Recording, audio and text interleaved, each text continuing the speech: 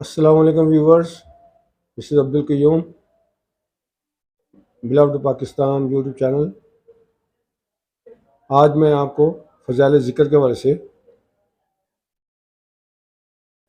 حدیث شریف سناتا ہوں۔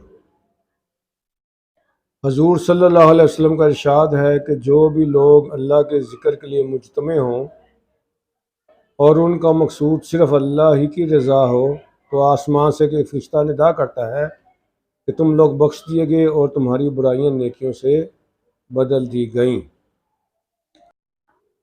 دوسری حدیث میں ہے کہ اس کے بالمقابل جو اجتماع ایسا ہو کہ اس میں اللہ پاک کا کوئی ذکر ہو ہی نہیں تو یہ اجتماع قیامت کے دن حسرت و افسوس کا سبب ہوگا۔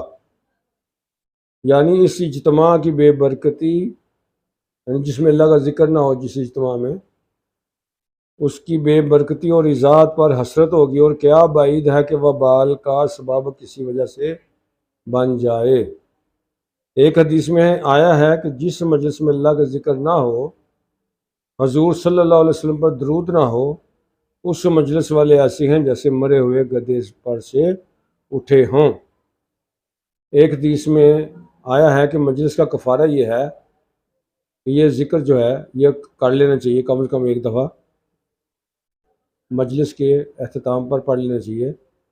سبحان اللہ و بحمدہ، سبحانک اللہم و بحمدک، اشہد ان لا الہ الا اللہ، انت استغفروک و اتوب الیک۔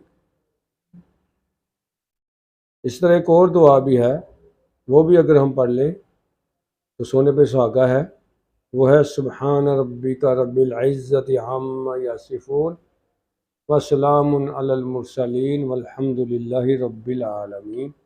اللہ مجھے آپ کو عمل کی توفیق عطا فرمائے۔ السلام علیکم ورحمۃ اللہ وبرکاتہ۔